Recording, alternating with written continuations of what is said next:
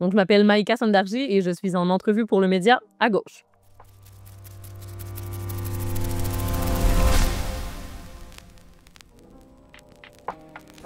Qu'est-ce qu'être de gauche? C'est une bonne question parce qu'on est tellement on n'est même pas, j'allais dire, on est un collectif, mais c'est un amoncellement, une constellation de plein de mouvements, mais qui ont toutes et tous des luttes pour la justice sociale. Puis ça peut vouloir dire plein de choses pour différentes personnes qui ont toutes des luttes liées à plus de solidarité, moins d'inégalités. Ça peut être des inégalités liées au capitalisme, ça peut être des inégalités raciales, des inégalités de genre, liées aux capacités physiques, liées à l'ethnicité, à la géographie, tout ça. Certains tentent d'avoir une lutte intersectionnelle, donc d'avoir une lutte qui intègre tout ça. Donc, c'est une minorité, mais quand même, il y en a. Mais oui, donc c'est fou parce que de dire ça, on dirait que c'est très radical parce que dans le débat public, en tout cas au Québec et en France aussi, je pense, de dire certaines choses comme ça, de dire ah, on doit avoir de la justice sociale, plus d'égalité, c'est tellement rendu moins accepté. Mais et donc la gauche, en tout cas mondialement, est assez faible, mais j'espère qu'on va pouvoir gagner bientôt. Quelle est ta lecture de l'absence de positionnement de certaines féministes pour défendre les femmes contre la loi 21?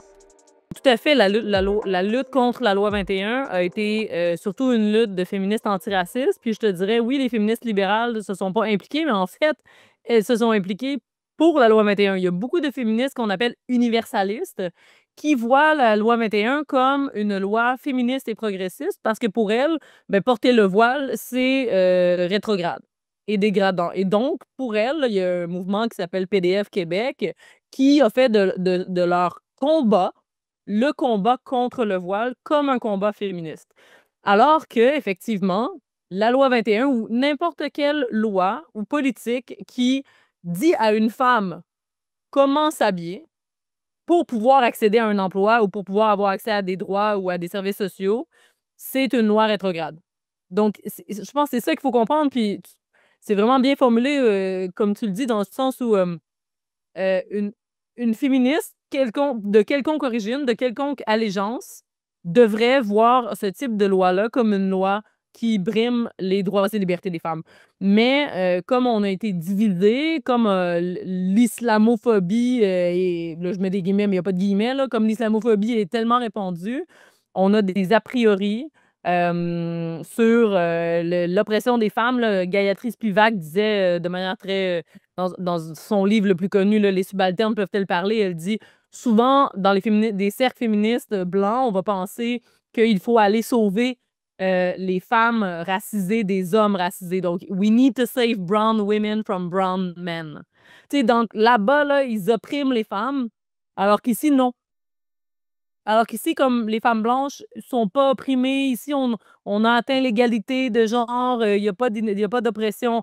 C'est vraiment une vision tronquée, là. Premièrement, commençons à se regarder nous-mêmes, puis essayons d'être en lutte de manière euh, avec un réel universalisme, parce qu'un réel universalisme, c'est de voir l'oppression de tous, de toutes. C'est, pour moi, avoir une vision intersectionnelle, c'est pas une vision disons, fragmentée, où il faut voir absolument la femme la plus marginalisée.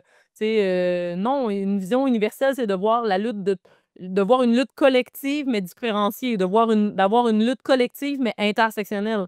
Pour moi, la lutte contre la loi 21 aurait dû être une lutte universelle féministe.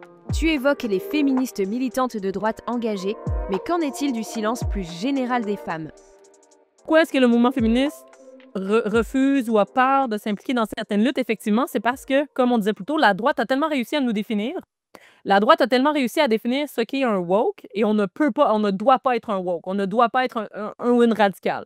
Moi, j'ai des chroniqueurs très lus, très connus au Québec qui ont écrit sur moi en disant que j'étais une féministe radicale, enragée, idéologue, tout ça. Pourquoi? Parce que je pense que le patriarcat, donc les inégalités hommes-femmes, le contrôle de la société par une minorité d'hommes, ça doit être, on doit détruire ça. Donc, mais là où la droite a réussi, c'est vraiment de définir quel sujet est une patate chaude et quel sujet on peut défendre. Donc, oui, bien sûr, on peut parler de la diversité corporelle. Oui, bien sûr, on peut parler du droit de vote des femmes ou de l'équité salariale. Mais dès que tu te mets à parler de racisme, de colonialisme, de de liberté pour tous ou d'enjeux trans, là, tu es épinglé, radical. C'est dommage parce que ça fait que plein de gens vont se refuser de s'impliquer dans certaines luttes ou ce ne sera pas leur sujet. Comme moi, par exemple, bon, c'est sûr que c'est pas mon angle.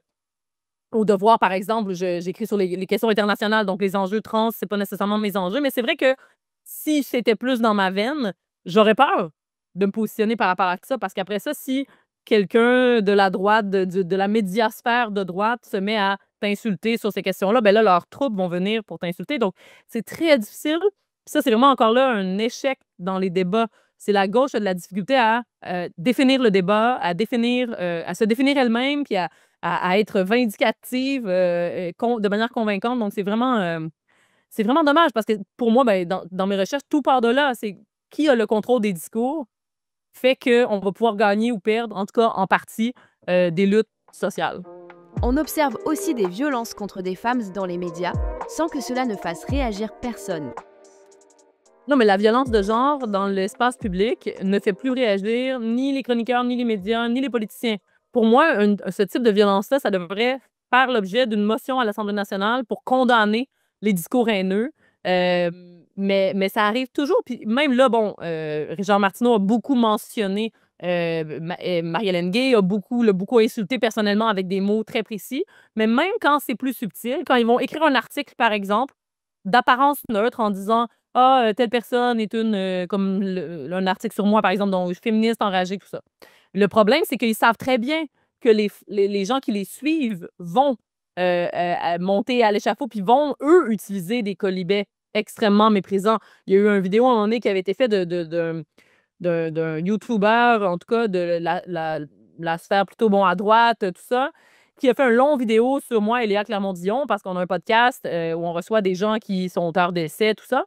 Et on a reçu quelqu'un, Frédéric Bérard, qu'eux n'aiment pas du tout. Et donc, ils ont fait une vidéo très long, 2 heures, sur nous, pour nous shamer, pour en fait, critiquer notre physique, critiquer nos idées, critiquer plein de trucs.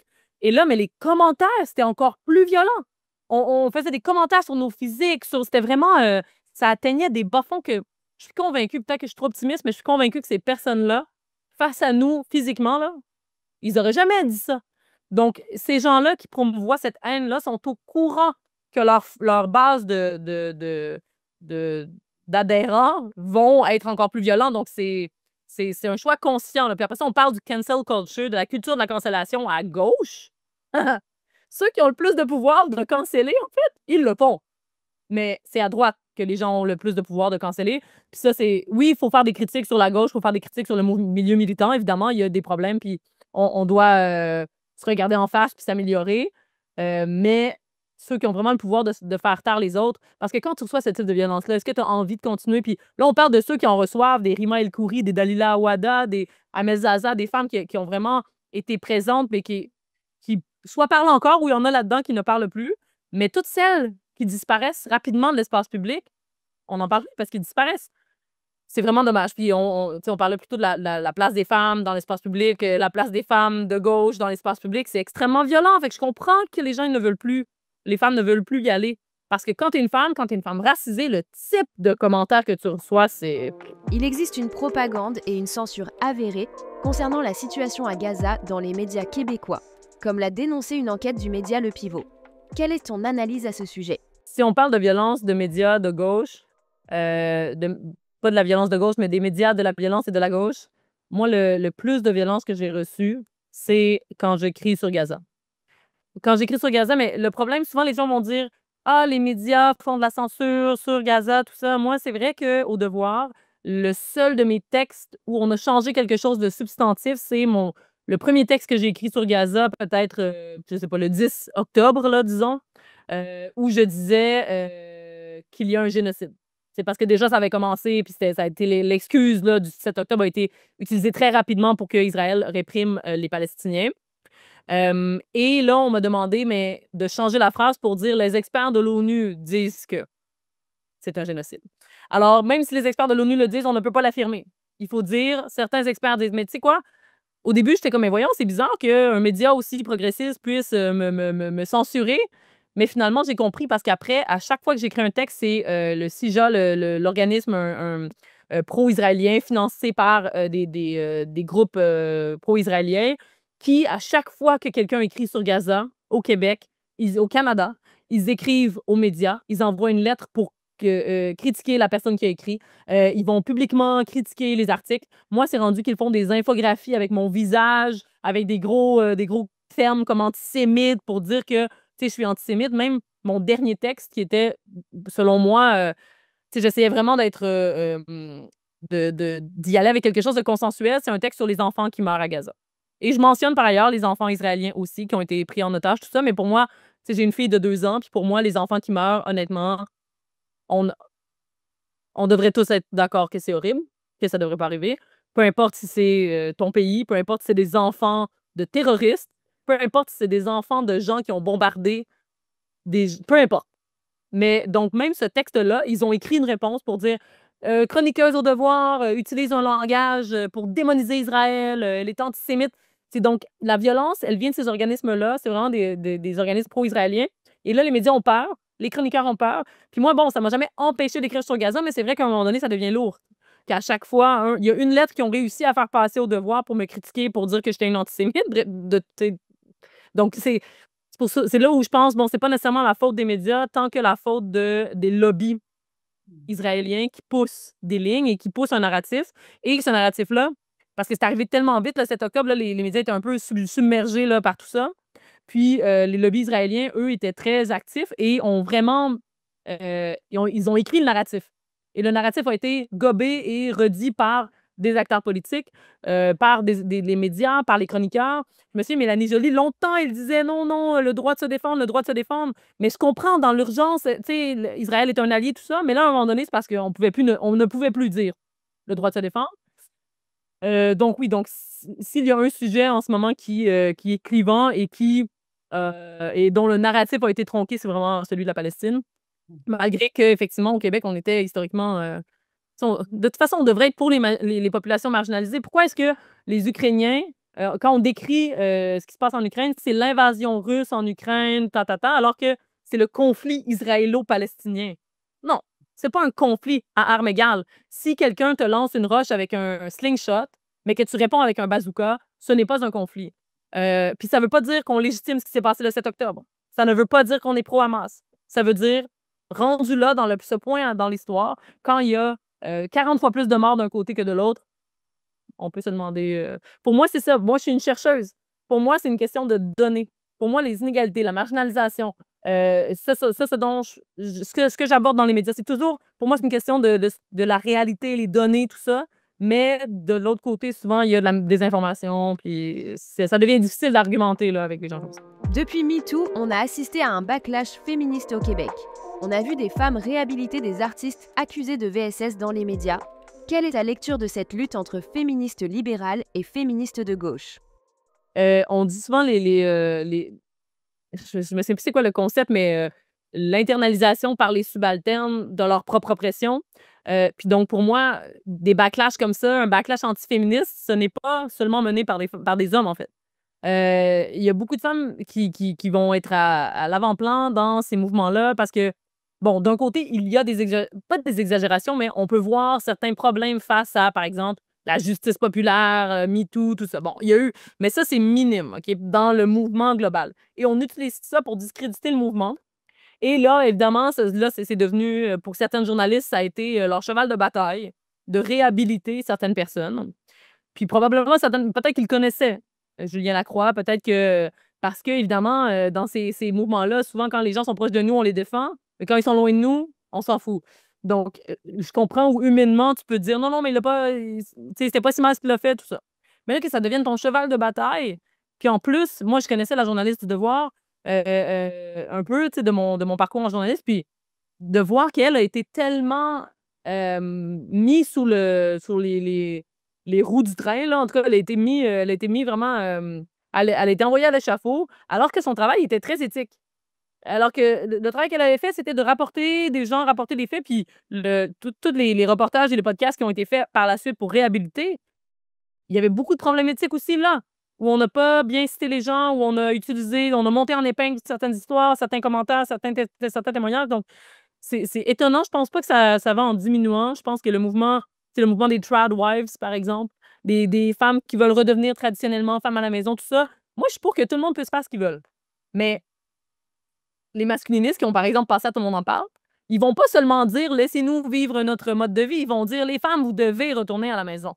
Les femmes traditionnalistes vont aussi dire ça. Non, une femme qui est trop émancipée, qui est pas une vraie femme, tout ça. Donc, il y a vraiment ces critiques-là qui viennent de femmes aussi, mais qui sont très préoccupantes par rapport à l'état du monde.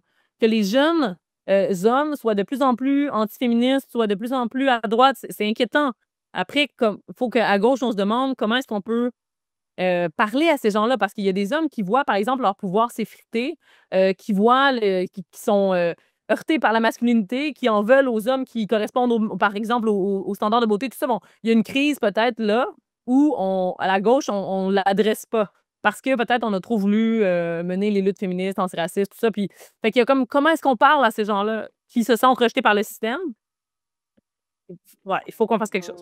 Que révèle, selon toi, l'affaire Haroun Bouazizi? Le fait que des personnes dominées dénoncent la domination au Québec?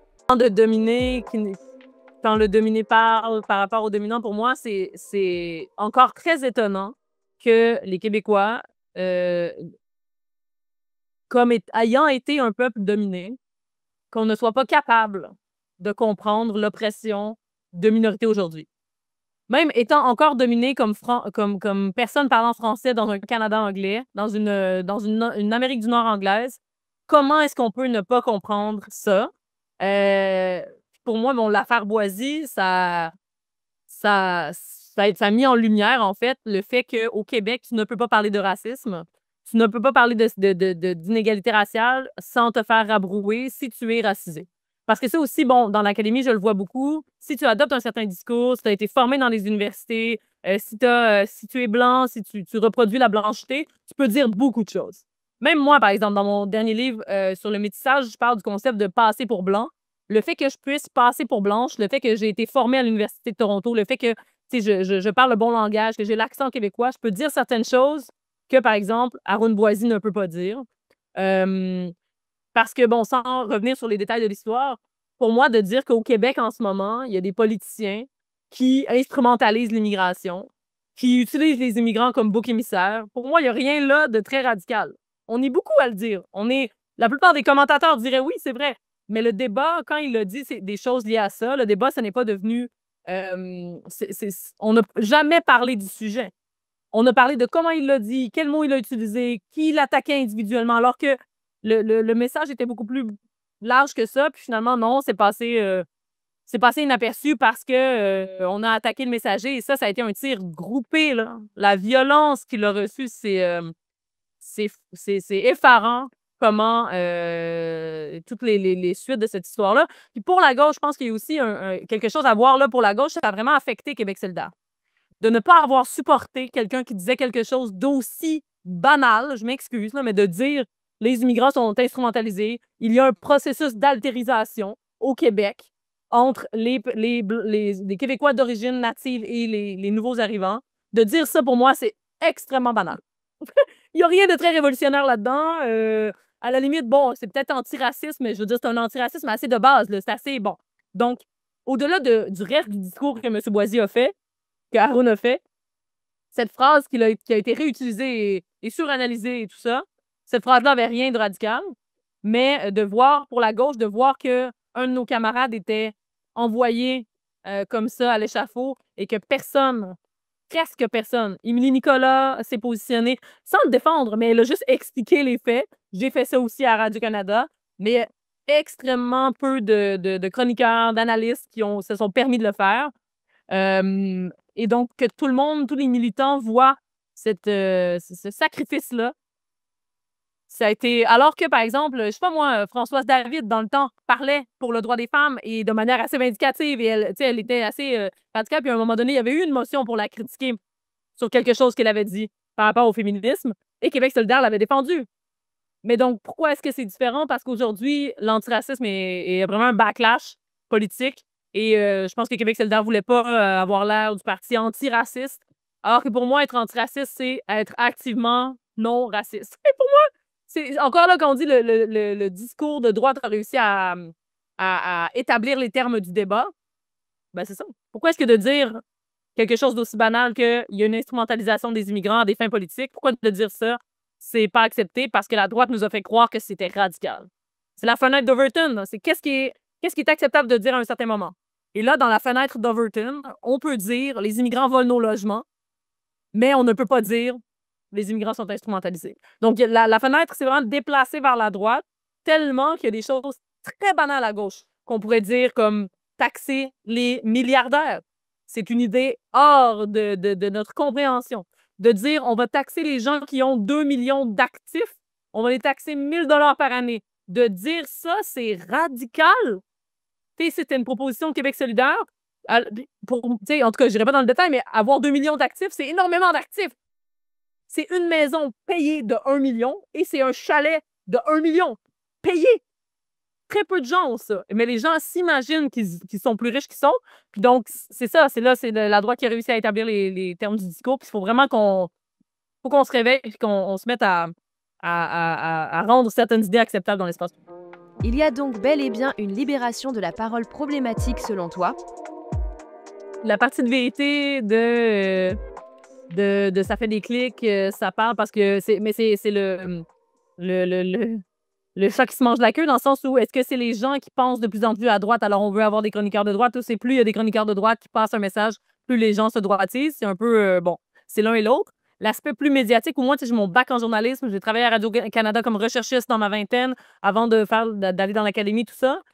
Je pense que c'est plutôt la dictature de la neutralité. C'est comme tu disais, les médias, grand public, Radio-Canada et autres, se sont tellement fait attaquer d'être de gauche qu'ils ont voulu tellement représenter toutes les opinions que maintenant, la droite la droite conservatrice est surreprésentée. Nous, puis je me le fais dire, oui, je suis une des seules, on n'est pas beaucoup. Disons qu'on peut les compter sur les doigts de 2 mains si on veut être généreux, de gens, commentateurs politiques dans les médias qui sont de gauche. Mais moi, l'équipe à Zone Info, à RDI, ils en veulent. Mais les gens à gauche ne veulent plus y aller. Parce qu'on parlait de violence tantôt, parce que c'est difficile, puis parce qu'à gauche, on veut tellement avoir le discours exact qu'aller faire du commentariat à la télévision ou à la radio, personne ne veut faire ça parce que c'est vraiment, écoute, moi, des fois, je dois parler de transport en commun, de politique fédérale et des États-Unis dans le même 2 heures. C'est vrai que c'est difficile, puis il faut que tu sois assez rapide dans ta recherche, puis que tu sois capable d'amener des lignes. Donc, c'est un médium qui est très difficile.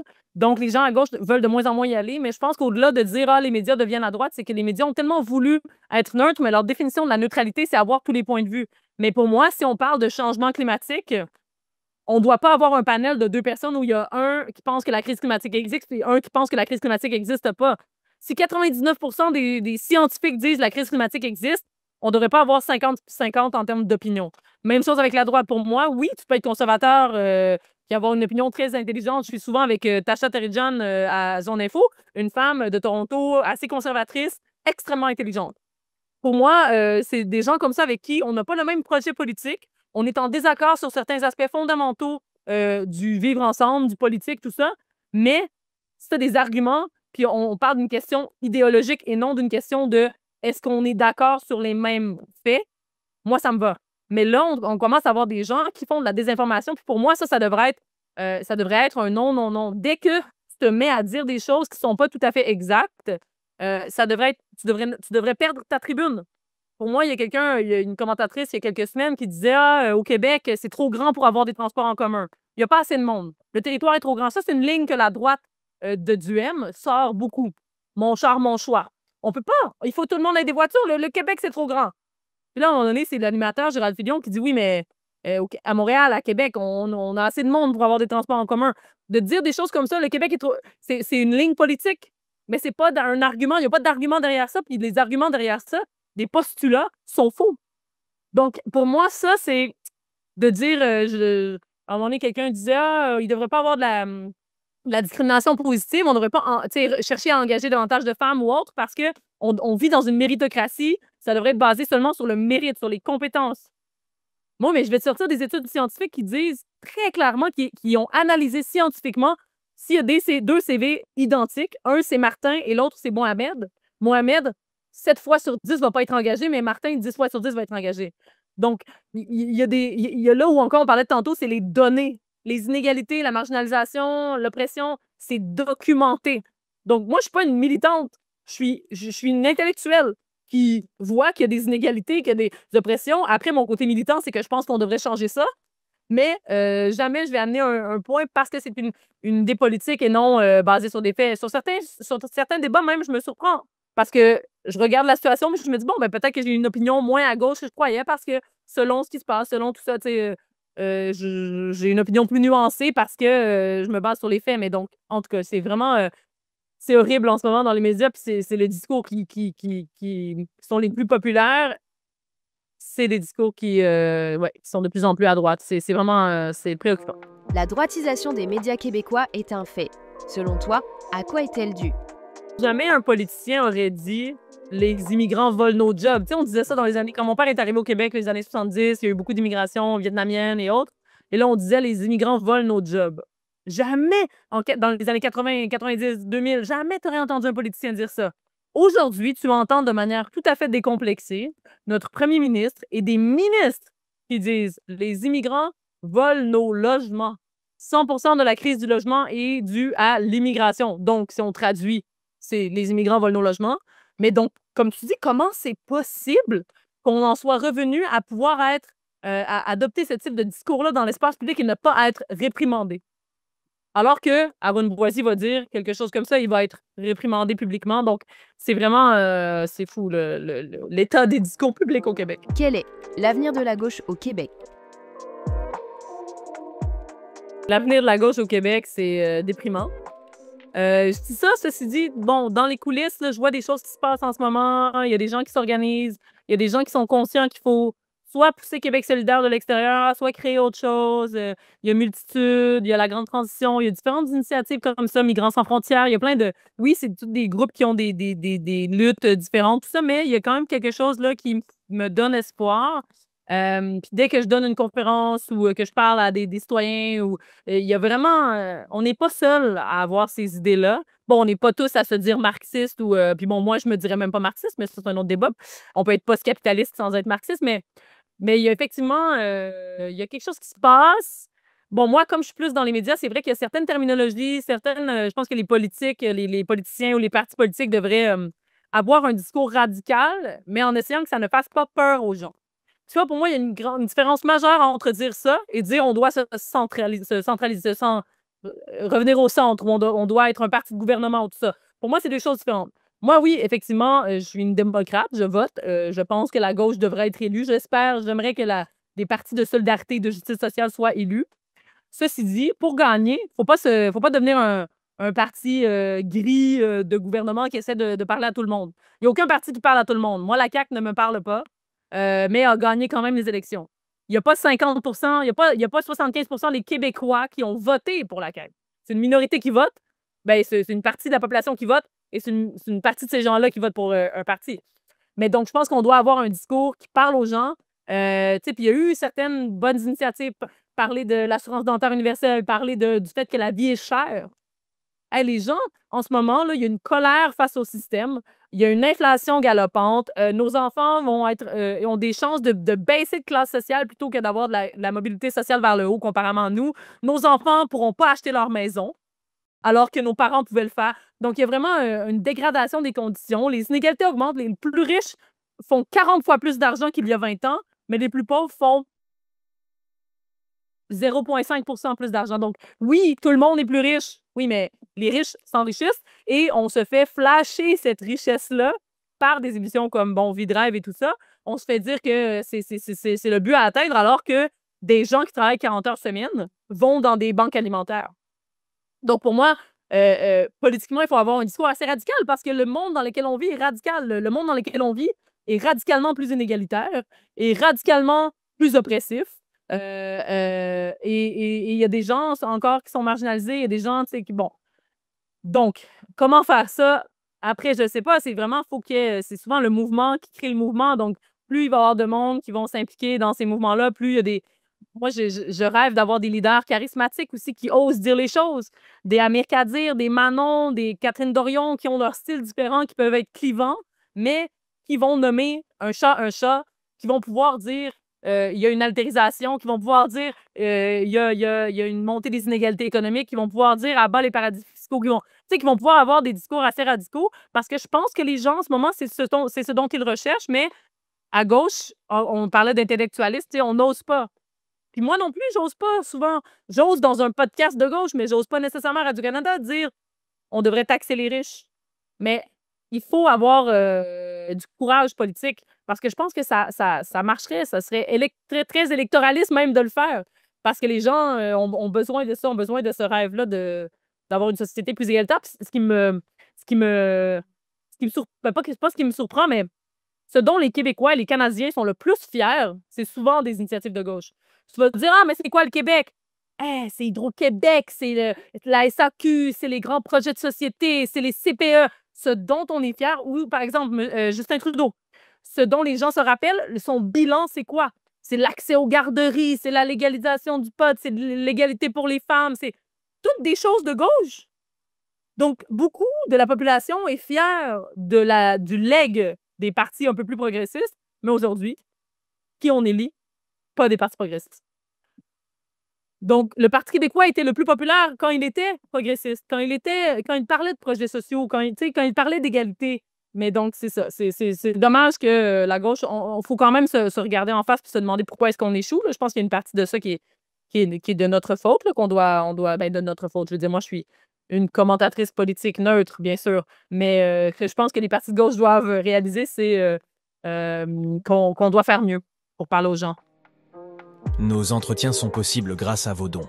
Merci de continuer à faire vivre ce format. Lien en description pour nous aider à produire les prochaines interviews.